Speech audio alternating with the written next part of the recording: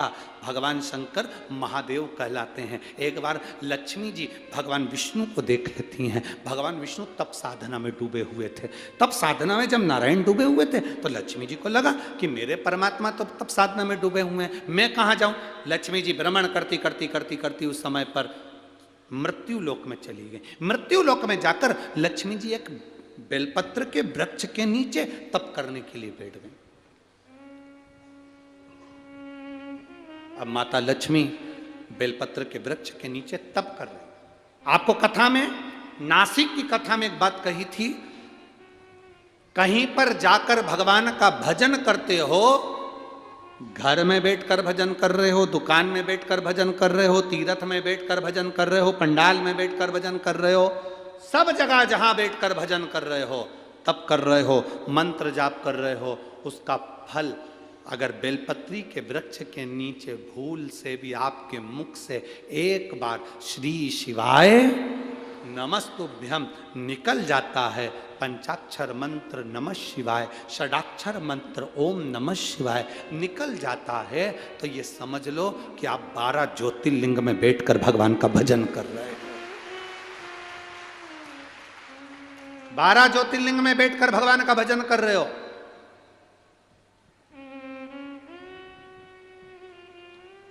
बेलपत्री के वृक्ष का वो फल है।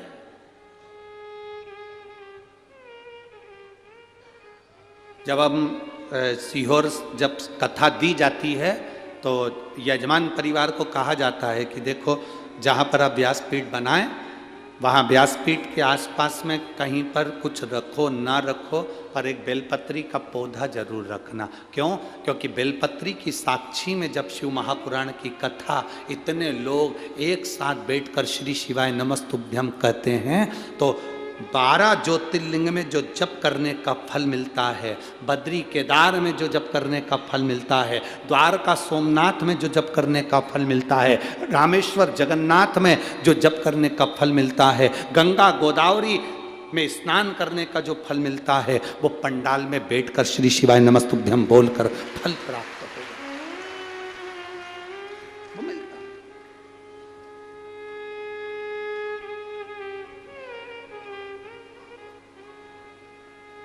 शिव कथा कह रही है, लक्ष्मी जी जाकर बैठ गईं बेलपत्री के वृक्ष के नीचे, और माता लक्ष्मी जब बेलपत्र के वृक्ष के नीचे जाके बैठी, माता लक्ष्मी जब बेलपत्र के वृक्ष के नीचे बैठी तप करना प्रारंभ करा। अब तप लक्ष्मी जी को तो इतना स्मरण में नहीं था, उन्होंने केवल मंत्र का जाप करा, केवल मंत्र का जाप।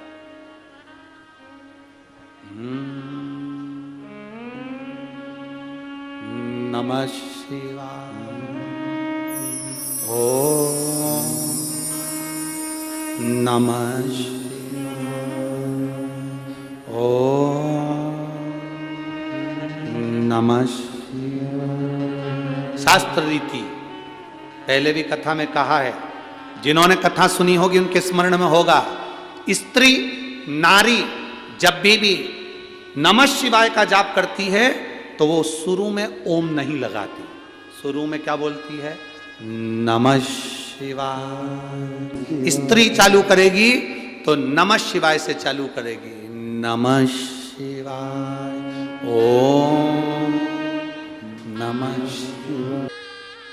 इतने सालों से हम कथा कर रहे हैं, पर हमारे जीवन की पहली ऐसी कथा है ये जलगांव की, जिसमें कोई सामने सिंहासन नहीं है किसी को बैठने के। यहाँ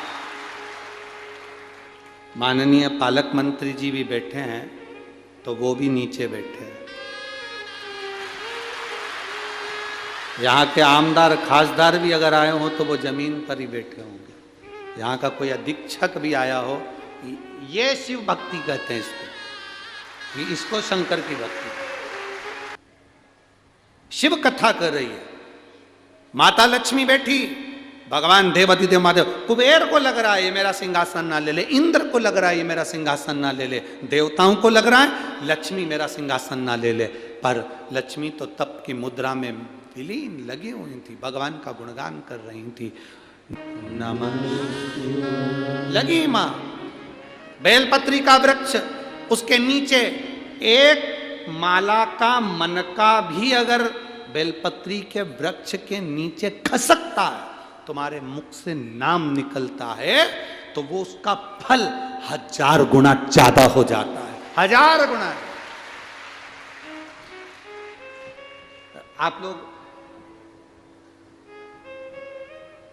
शिव मंदिर में जाते हो ना, तो बेलपत्री जब भगवान को चढ़ाते हो, तो आप अगर श्री शिवाय नमस्तुभ्यम बोलकर चढ़ाते हो, विद्वान पंडित जी जो आपको अभिषेक कराते हैं, पूजन कराते हैं, तो वो कहते देते हैं बेलपत्री चढ़ा रहे हो, नमः शिवाय बोलकर चढ़ाओ, ओम नमः शिवाय बोलकर चढ़ाओ, श्री शिवाय नमस्तुभ्यम बोलकर चढ़ाओ। जब आप एक बेलपत्र का स्पर्श कर कर श्री शिवाय नमस्तुभ्यम कहकर बेलपत्र चढ़ाते हो, बेलपत्र का स्पर्श इस शरीर से रहता है, तो एक बेलपत्र चढ़ाते हो तो 1000 बेलपत्र चढ़ाने का फल तुम्हारे खाते में चला जाता है।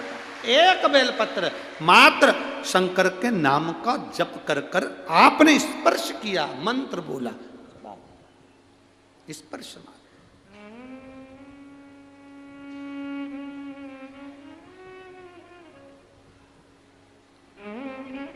मात्र स्पर्श है।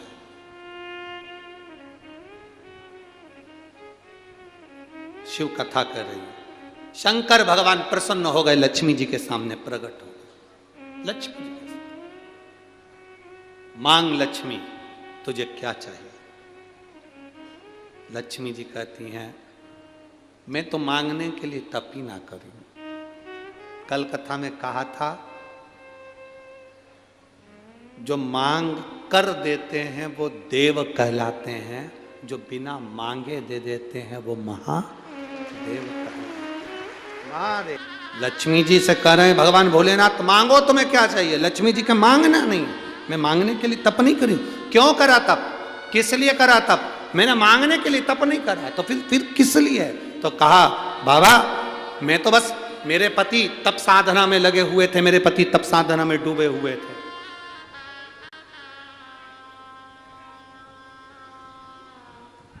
मेरे पति तप साधना में लीन है। मैंने भी सोचा मेरे पति तप साधना कर रहे हैं तो मैं भी तप साधना करूं। शिव जी ने कहा अब तुम आई हो तो कुछ तो मांगो, कुछ तो मांगो। लक्ष्मी जी ने हाथ जोड़कर कहा आप मुझे देना चाहते हैं तो इतना दे दीजिए कि मैं आपके इस बेलपत्र के वृक्ष के नीचे आपकी जिंदगी भर आराधना करती रहूं। ये वर मुझे दे दीजिए, जिंदगी भर।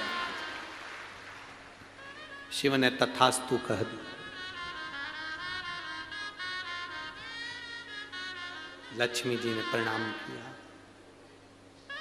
शंकर भगवान का भी मन संतुष्ट नहीं हुआ।